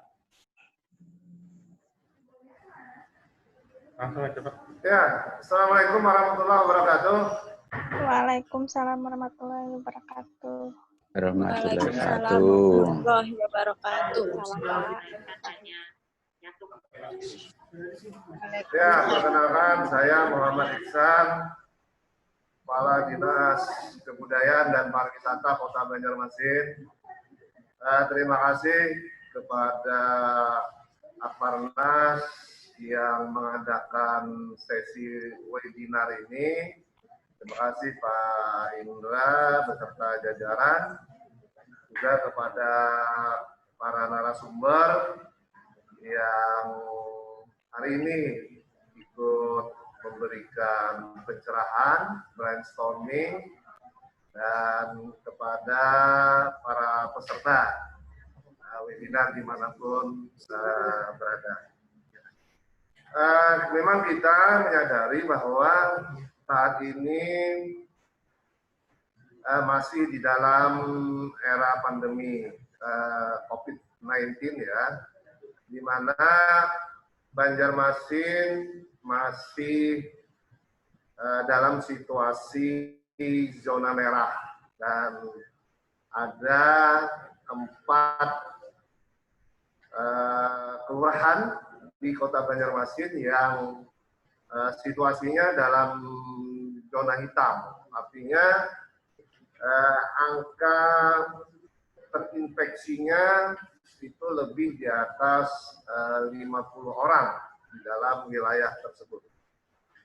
Nah, dalam situasi yang demikian, maka Banjarmasin memang perlu melakukan sebuah langkah-langkah atau upaya untuk menyelamatkan baik kesehatan masyarakat maupun juga perekonomian secara umum. Nah, dalam kaitan ini kita sudah melakukan pembatasan sosial berskala besar itu 3 kali. Nah, kemudian dilanjutkan dengan PSBK, pembatasan sosial berskala kecil, yang saat ini dilakukan di kelurahan-kelurahan maupun di kampung-kampung dan masih berjalan sampai sekarang itu. Kemudian di sisi lain, kaitannya dengan apa yang kita bicarakan pada hari ini, yaitu terkait dengan sektor pariwisata. Nah, dalam konteks ini, kami dari Dinas Kebudayaan dan Pariwisata tentu tidak tinggal diam melihat ini beserta dengan seluruh stakeholder yang ada di Kota Banjarmasin. Bagaimanapun juga sektor pariwisata harus bangkit ya dari keterpurukannya. Karena memang kita merasakan sejak awal tahun 2020 semenjak pandemi itu sudah masuk ke Indonesia, kemudian dilanjutkan dengan kebijakan pemerintah Kota Banjarmasin untuk melakukan pembatasan sosial berskala besar di bulan Maret. Memang sektor pariwisata sangat terdampak sekali. Pertama, memang terjadi penurunan jumlah wisatawan yang luar biasa signifikan.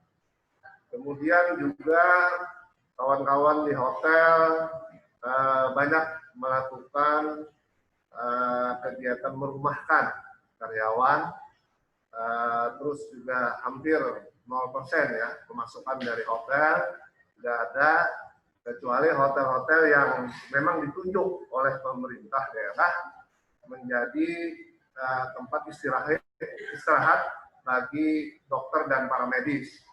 Nah, memang ada beberapa hotel yang justru pada saat pandemi ini dalam tanda petik adalah panen, karena tempatnya dijadikan sebagai rest area untuk para petugas para medis. Tetapi secara umum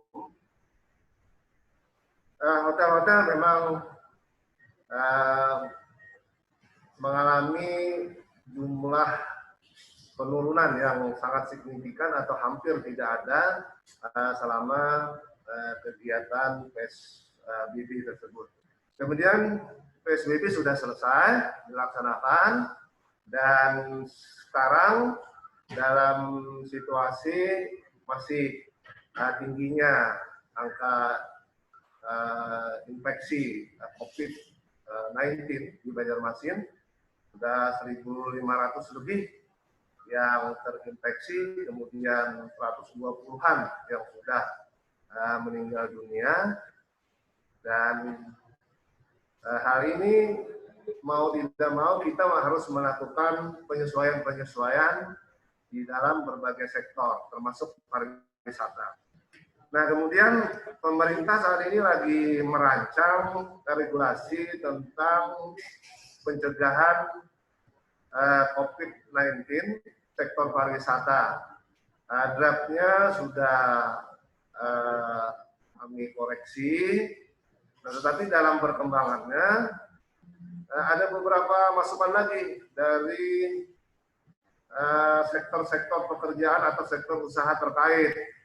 Misalkan dari rekan-rekan wedding organizer. Nah, mereka minta ada poin-poin regulasi kaitan dengan pelaksanaan resepsi pernikahan ataupun resepsi perkawinan dimasukkan di dalam regulasi yang akan dibuat oleh pemerintah kota.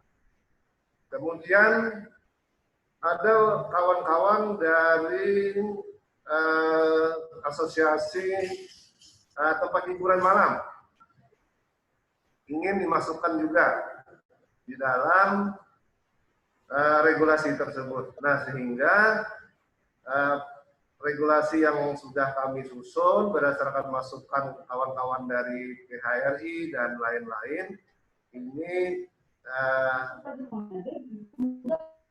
dilakukan penyesuaian kembali karena ada beberapa sektor usaha yang minta tambahan-tambahan atau penyempurnaan lagi. Nah, kaitan dalam hal ini tadi sudah dijelaskan oleh beberapa narasumber yang kebanyakan memang dari PHRI ya, dari asosiasi. Saya pikir memang dari PHRI sudah ada panduan secara umum. Nah, cuman di beberapa hotel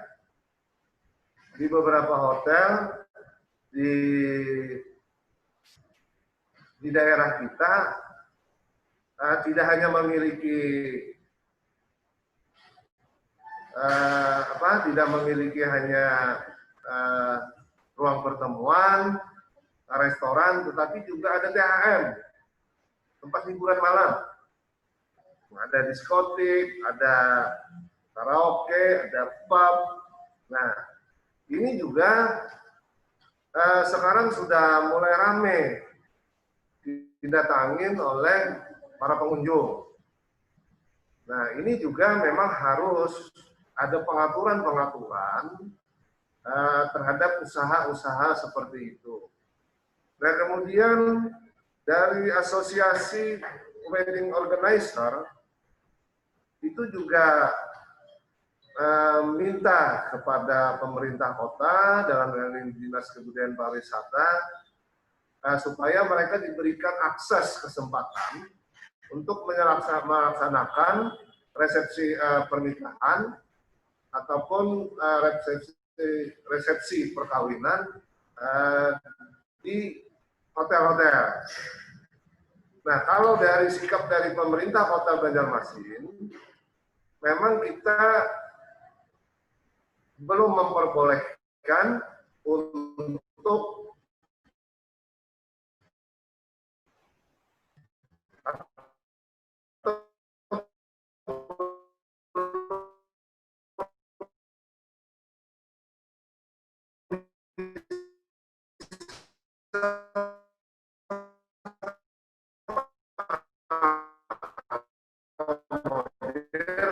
untuk pernikahan di luar dan restoran melakukan